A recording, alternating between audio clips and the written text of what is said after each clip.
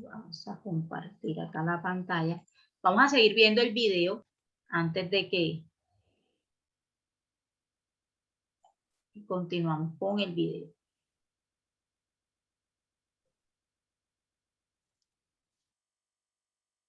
Velocidad del viento en factor náutico Entonces según las nubes estaba y es hablando de la medido con la medición del escala de viento Rashford. y ya pues Bueno, ustedes habían ahora les colocado hablaré acerca de ejemplos la precipitación. porque era importante La hacer esta precipitación medición. es la caída de agua desde la atmósfera hacia la También superficie hablamos de la terrestre. precipitación. La precipitación se genera por la condensación de agua, o sea, la acumulación de agua en la atmósfera que ésta crea nubes. El agua que se acumula en la atmósfera generalmente se encuentra en un estado gaseoso. Cuando existe una cantidad considerable de agua gaseosa dentro de las nubes, el agua pasa del estado gaseoso al líquido o al sólido. El peso del agua cae de la atmósfera hacia la superficie terrestre o marítima, provocando precipitaciones tanto como líquidas, lluvias sólidas como el granizo y la nieve.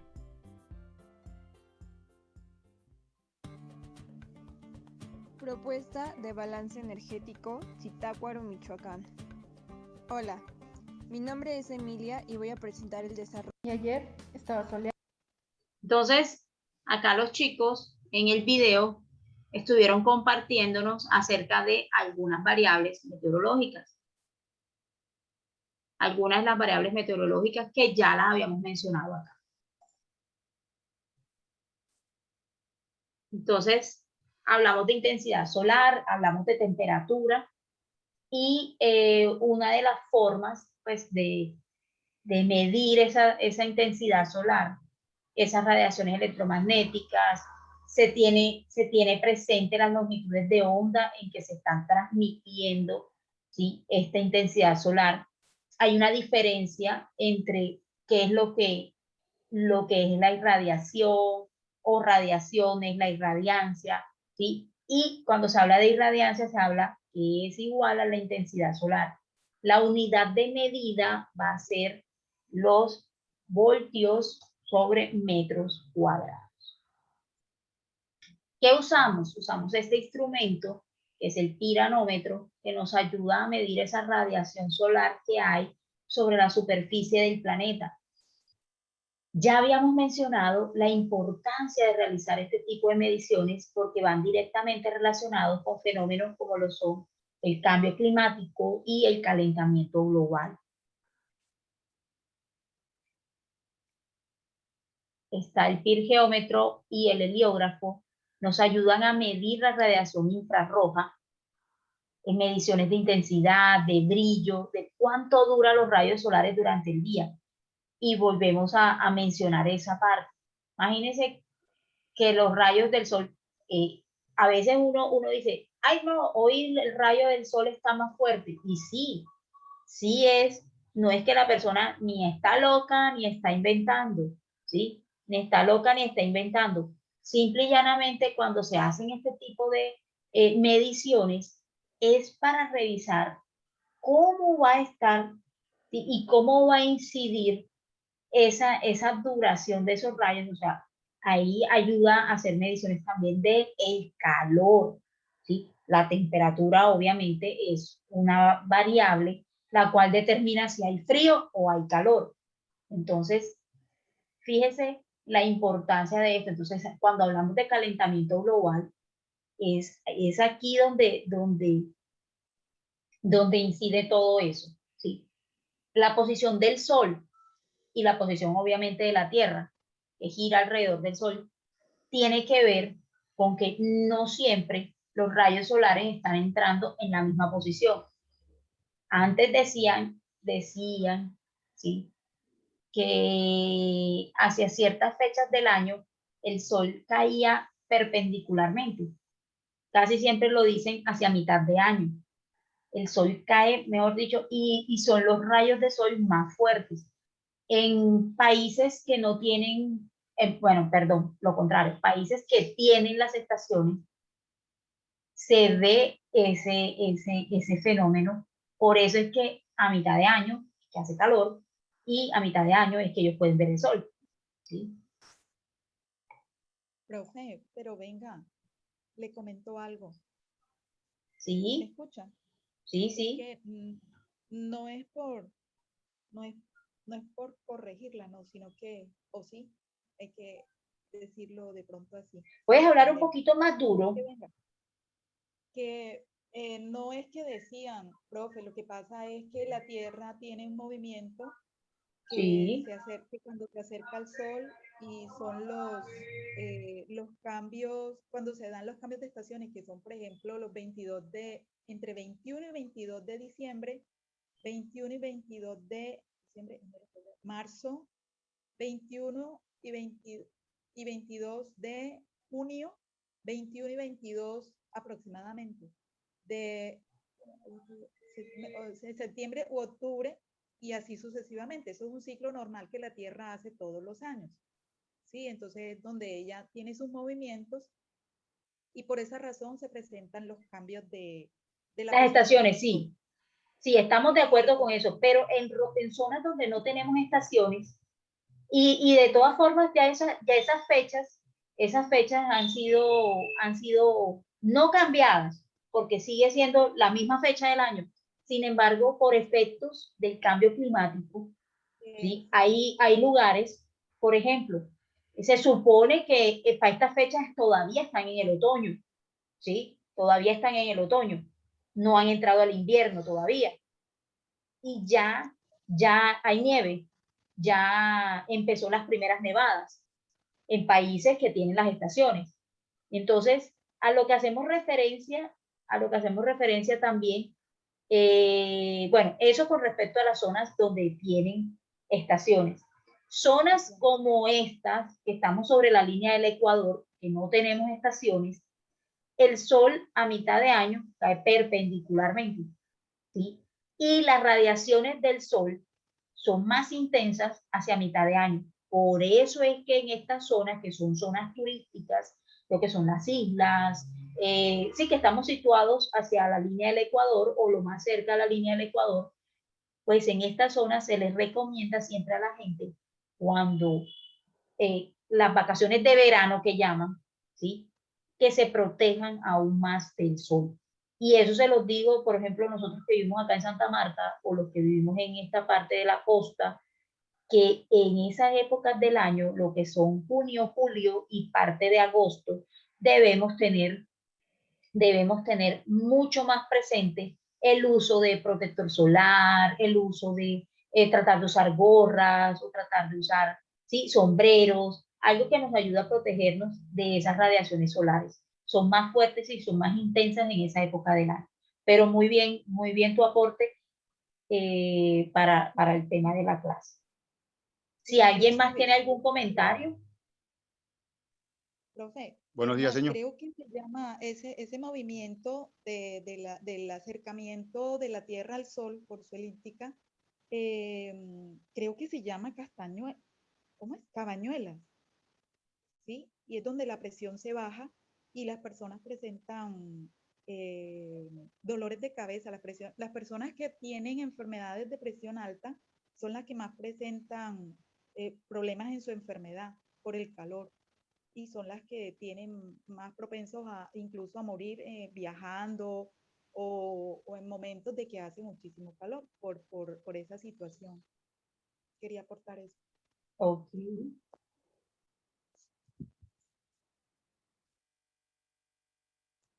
¿Alguno más?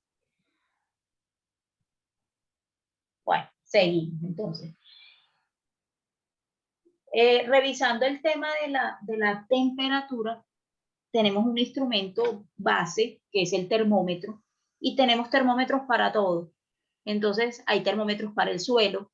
¿Por qué creen ustedes que es importante realizar una medición de temperatura en el suelo?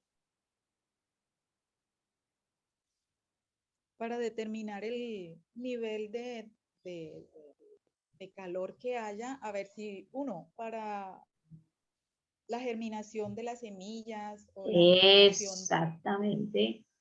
También, mire, un indicativo de la temperatura de los suelos determina microorganismos que puedan estar allí desarrollándose, ¿sí?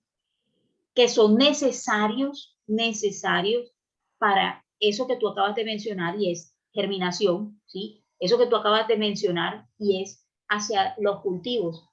Dependiendo del clima, no todo, obviamente no en todos los climas crece la misma vegetación, ¿sí? Y muchas de esas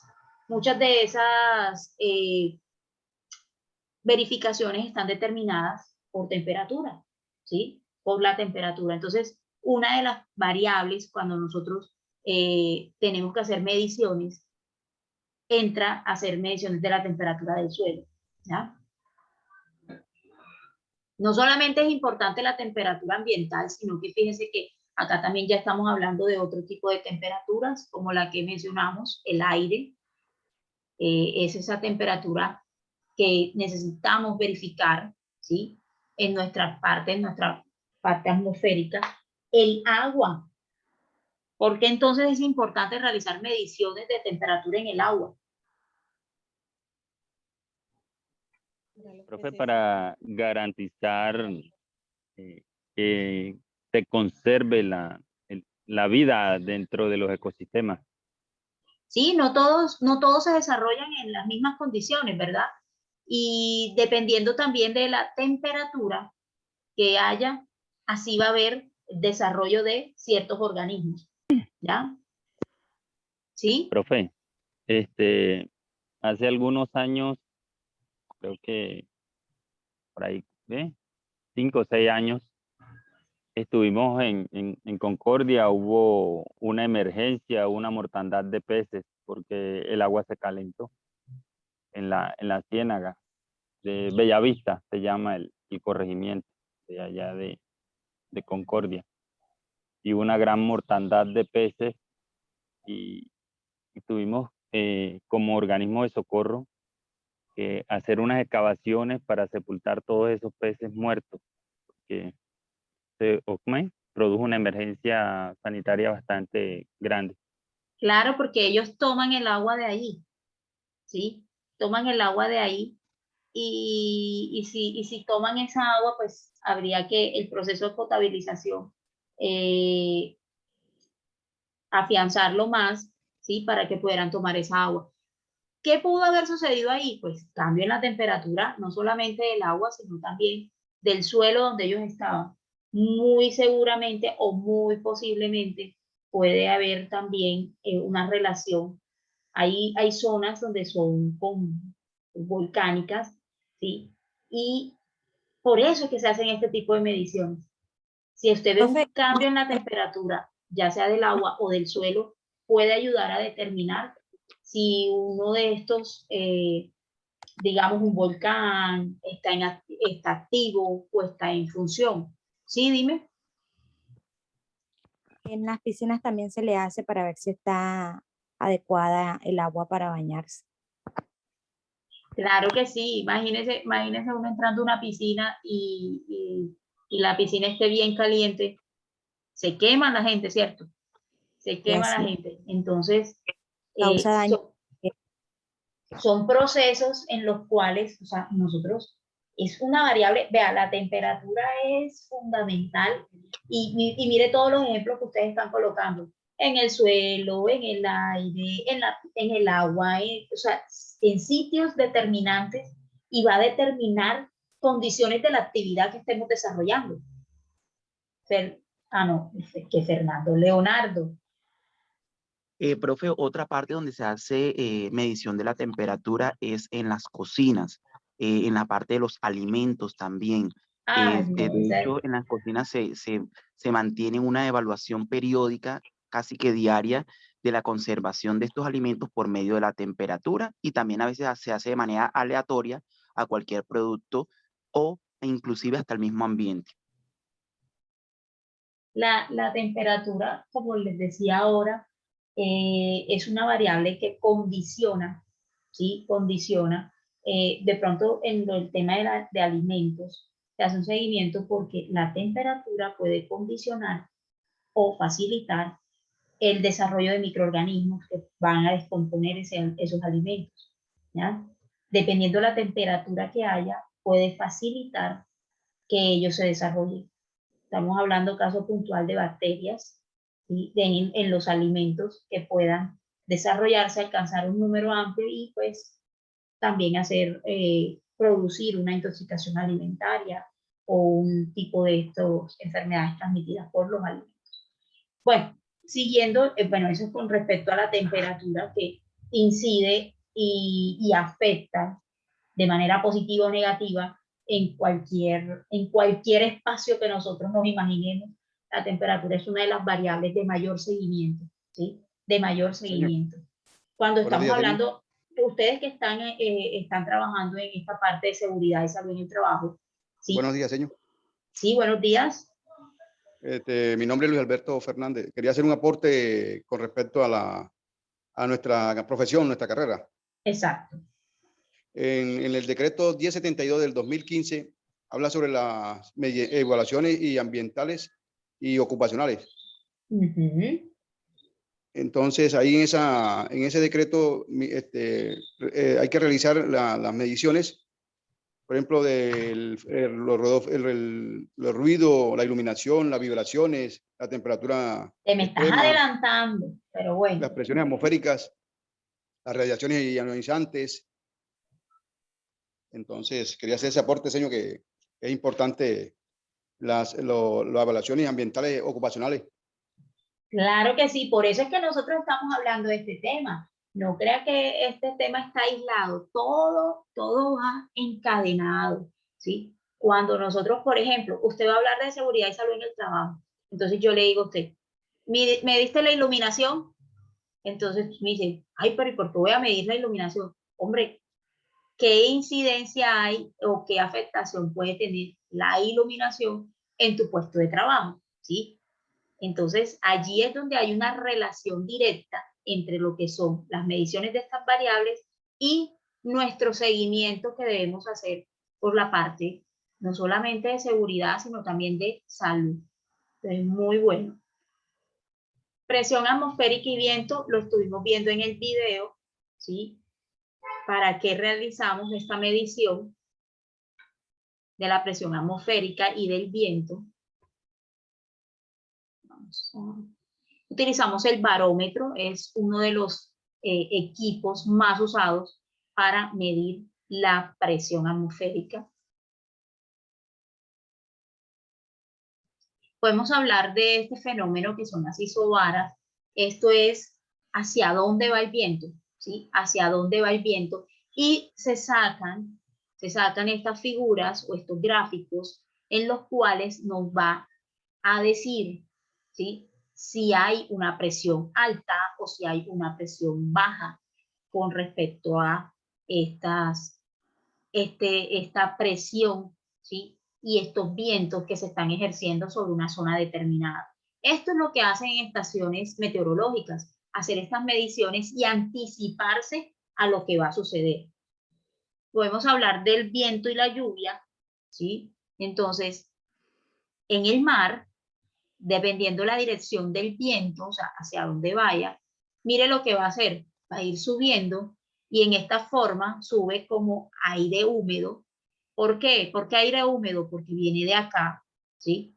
Va subiendo, a medida que va subiendo, va disminuyendo la temperatura y luego, a medida que va bajando, pues mire cómo ya no es húmedo, sino que ya es aire seco, ¿sí? Ya es aire seco cuando viene hacia esta parte. Hablamos de la brisa, entonces hablamos de la brisa marina. En la mañana, cuando el sol está allí, ¿sí? Cuando el sol está calentando, el mar se coloca más frío, ¿sí? Está más frío que la tierra. ¿Por qué? La tierra está siendo calentada por el sol. Entonces, esta brisa, ¿sí? Que viene de acá, que el mar está frío, lo que hace es que va arrastrando ese aire caliente, asciende. ¿Cómo asciende? Asciende como vapor, ¿sí? Y ustedes saben que cuando llega a las nubes se condensa y por eso queda como húmedo y luego pasa, a medida que va teniendo más altura, se va enfriando y así, y vuelve este ciclo. Por eso es que cuando uno está en el mar, de día, ¿sí? El agua del mar está fría. Usted está en la tierra, está caliente, y le pega esa brisa, esa brisita va pegando ¿de qué forma? Fría, ¿sí? Porque va haciendo este ciclo. Cuando hablamos de la brisa marina, pero ya de noche, ¿sí? De noche, vemos acá la luna, ya aquí el mar está caliente y la tierra está fría. Entonces sucede el fenómeno contrario, ¿sí? El fenómeno contrario. Aquí sube el aire caliente, en la altura se enfría y baja, ¿sí? Instrumento, el anemómetro. ¿Para qué nos sirve? Nos sirve para registrar la velocidad del viento, ¿sí? Metros sobre segundos o kilómetros sobre segundos. Se puede medir por ráfagas o se puede medir por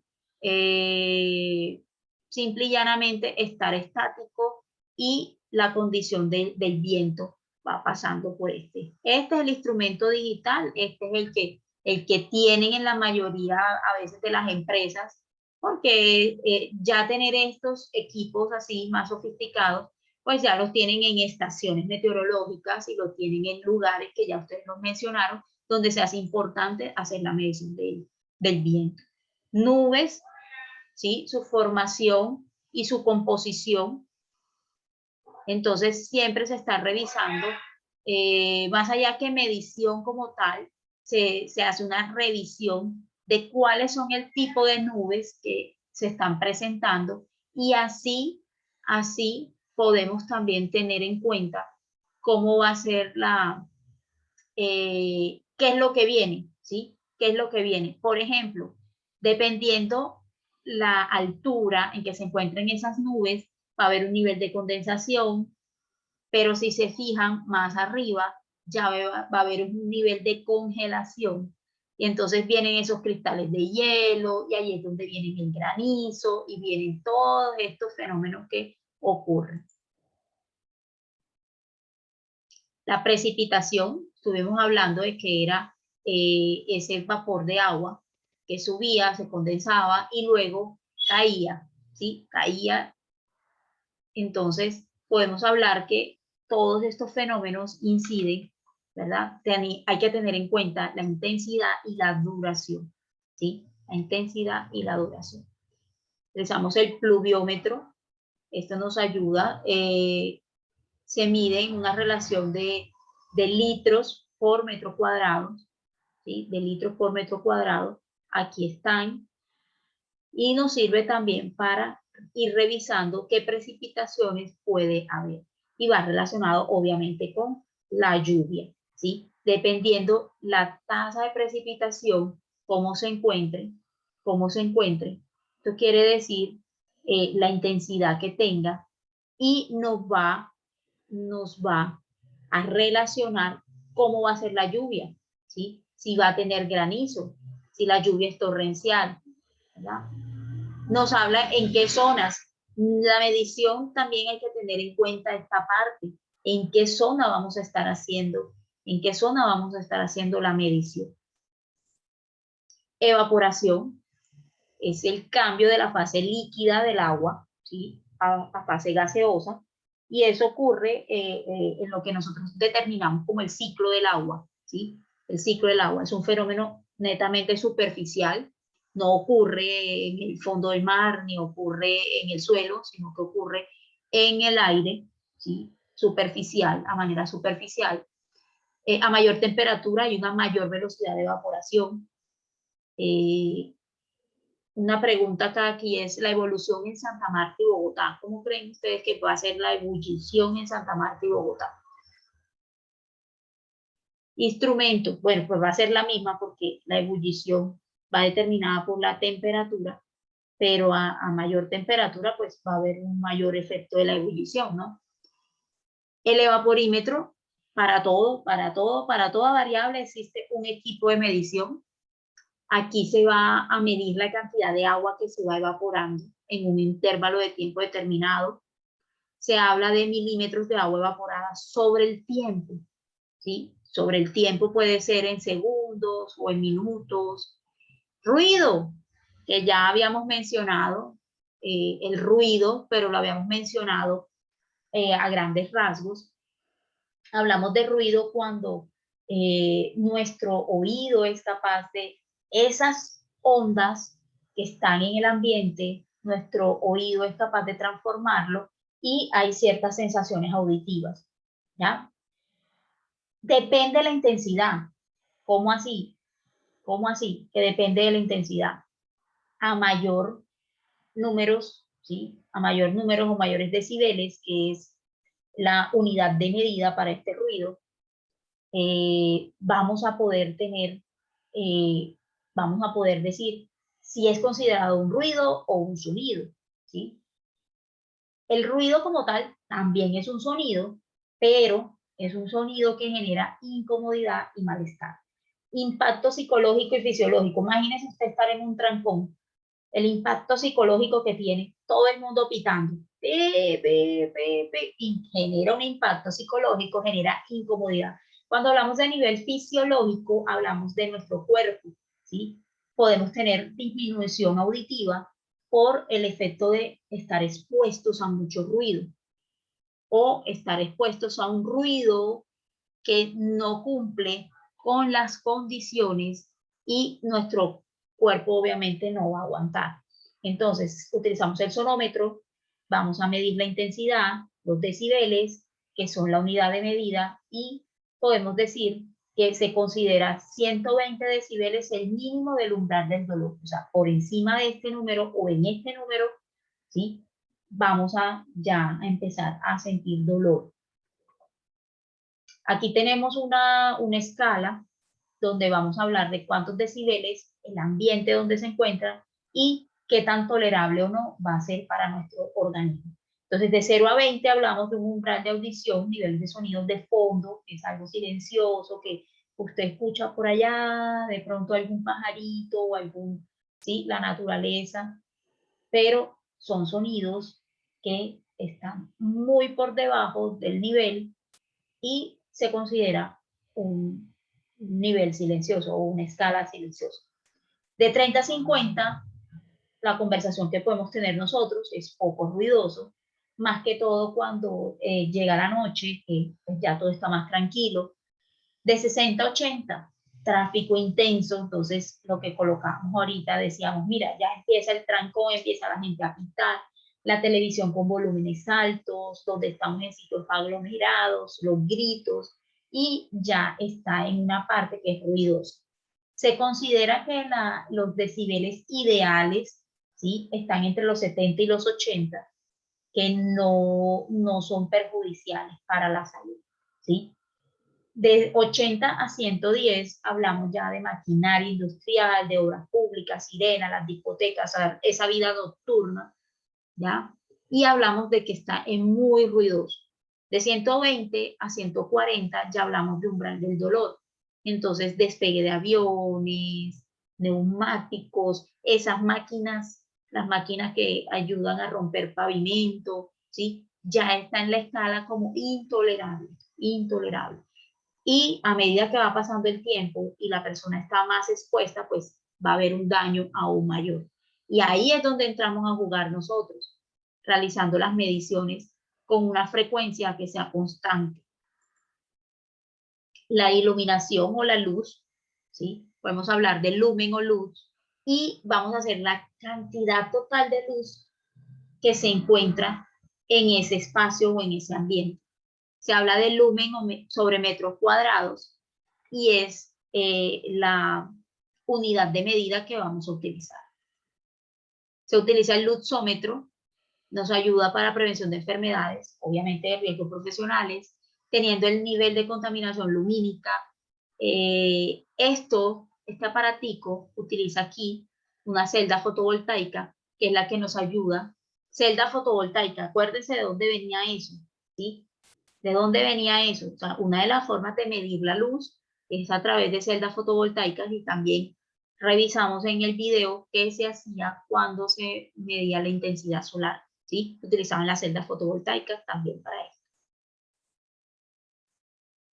teniendo en cuenta la resolución, ¿sí? Podemos decir cuáles son los niveles de iluminancia permisibles y en los cuales pues no nos vaya a afectar, ¿ya? Entonces aquí va mencionando el tipo de recinto y la actividad que se maneja y los niveles en los cuales, nivel mínimo, medio y máximo. Entonces, vea que estos son los límites permisibles bajo el amparo de una normatividad. Entonces, si usted llega a realizar una medición, ¿sí? Una medición, entonces, por ejemplo, aquí dice, industria farmacéutica, dice que 22, ¿sí? Dice que el mínimo son 300, mínimo 300, el medio son 500 y el máximo son 750. Si usted hace la medición y se encuentra en 755, no solamente se va a encontrar en un nivel máximo, sino que está en mucho peligro, porque lo ideal es que usted se mantenga en este nivel medio, ¿sí? Eso nos ayuda para que, no solamente para estar apegados a una norma, sino también para la protección. Vibración también es una variable, un parámetro sujeto a medición. Distinto a la presión sonora ejercida por las vibraciones, va a haber espacios donde las vibraciones van a ser mayor o menor, y eso va a ser dependiente del movimiento, ¿sí? Que esté ese objeto o esa partícula alrededor de un eje fijo. Por ejemplo, yo voy a medir hago ruido sobre, hago movimiento sobre una pared, ¿sí? Sobre una pared. En ocasiones, pues las paredes están construidas por bloques y hay algunos bloques que son huecos, ¿sí? Y cuando yo hago, pues voy a tener una mayor vibración en esa pared. Pero si yo ejerzo mi fuerza o el movimiento en un eje fijo como una columna, pues la vibración va a ser mucho menor. La frecuencia y la exposición van a determinar qué tipo de vibraciones, si utilizamos, por ejemplo, esas máquinas para romper el pavimento, que no solamente generan ruido, sino que también generan vibraciones. Vamos a hablar y vamos a determinar si es de cuerpo completo o solamente la mano y el brazo las que están ejerciendo esa vibración. ¿Puede haber daños neurológicos? Claro que sí. Altera nuestro sistema nervioso central esas vibraciones. Se utiliza un vibrómetro. Y Álvaro, ¿tienes alguna pregunta? Profe, también, por ejemplo, en el caso del martillo neumático y todo eso que producen vibraciones exageradas, también producen lesiones osteomusculares. Sí, lesión, claro que sí. Mire, por eso decía cuerpo completo o mano o brazo, ¿sí? Porque es que la lesión a veces no es solamente, no, que el brazo porque estaba agarrando la máquina. No, a veces no es solamente el brazo, o sea, le genera la complicación a todo el cuerpo, ¿sí? A todo el cuerpo. Material particulado, sólidos o líquidos suspendidos en el aire, su composición va a ser diferente. Entonces, cuando hablamos de material particulado, vamos a hablar de todos esos que van a estar suspendidos. A veces cuando usted abre una ventana y hay un espacio que está oscuro y usted ve cómo va entrando todo ese polvo, parecen así como punticos de oro que estuvieran flotando en el espacio, ¿verdad? Eso es material particulado, pero si es de esa forma, pues podemos decir que no está afectando. Pero ahora, si ese material particulado está determinado por otros sólidos o por otros líquidos, ¿alguno levantó la mano? Sí, profesora, yo. Sí, coméntanos. Gracias. Que ahorita está usted mostrando la normativa en cuanto a la parte de iluminación. Y pues recordando también que en la resolución 2400 del 79 también nos mencionan muchas partes, bueno, nos mencionan también como esos niveles en cuanto a la iluminación que se debe tener de acuerdo a los espacios en los que se trabaja. Está desde el capítulo 3 y ahí respectivamente también hablan de vibraciones. Entonces, por lo menos esa normativa uno la tiene también muy en cuenta para las partes de inspecciones a las instalaciones para tenerlos en cuenta. Así es, bueno, usted se está adelantando un poquito porque la tercera unidad nos habla a nosotros de la parte ya que es legislativa, ¿sí? Nos habla la parte de normatividad, y pues nos toca tocar esa parte de si vamos a hacer menciones de ruido, cuál es la normatividad que nos aplica. Bueno, lo que pasa es que ustedes son adelantaditos porque ya la mayoría han estado también pues trabajando y laborando en diferentes frentes y pues han tenido la oportunidad de realizar este tipo de mediciones incluso. Bueno, continuando con el material particulado, podemos hablar de, por ejemplo, el hollín. ¿Dónde encontramos hollín? En chimeneas, ¿cierto? En chimeneas de diferentes tipos, tanto las chimeneas industriales como las improvisadas, ¿cierto?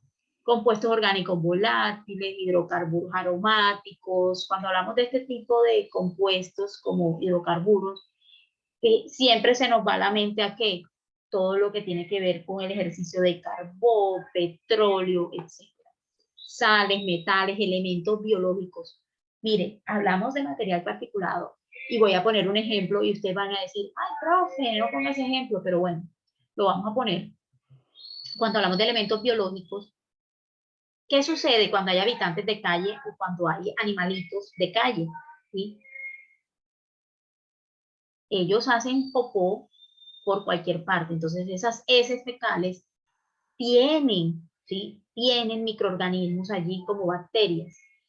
¿Qué sucede cuando ese popó que está ahí en la calle se seca por actividad del sol? Se convierte en ¿qué? Material particulado.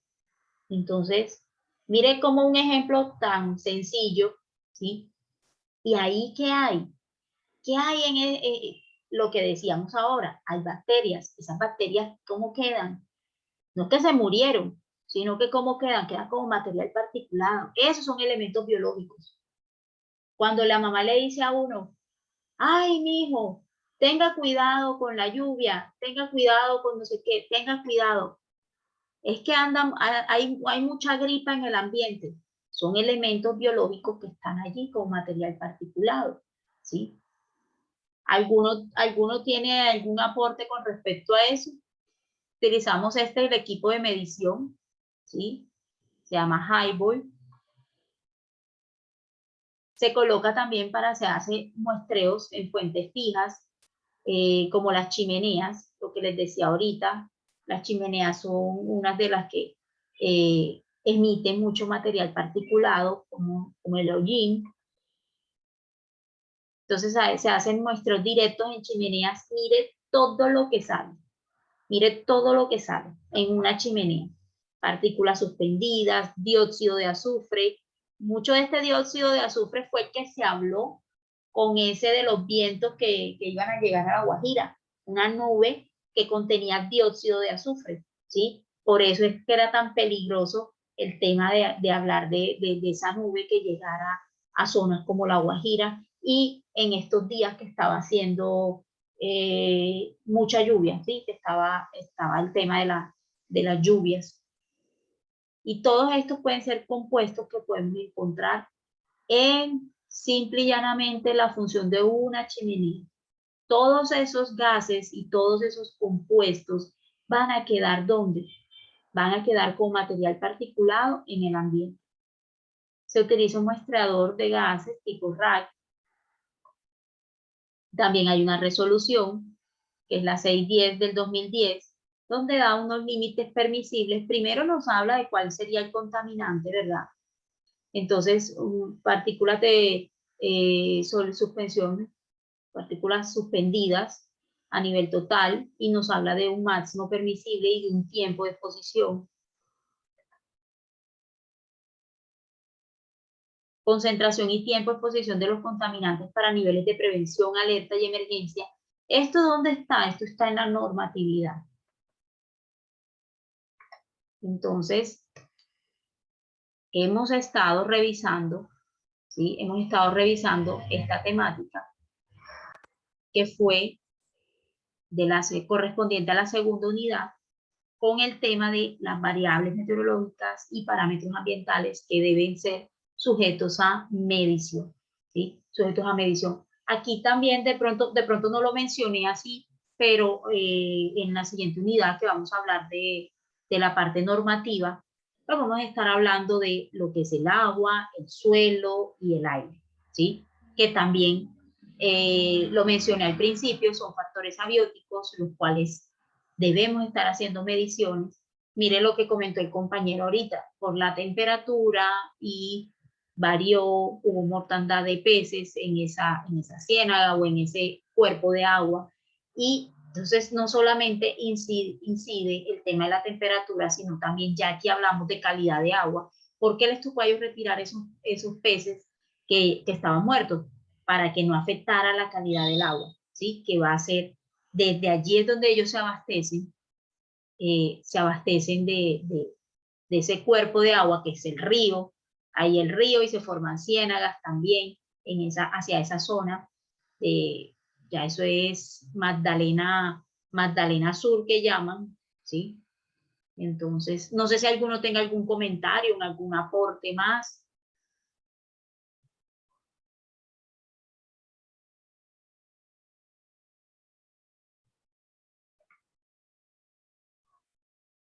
Se quedaron mudos todos, profe.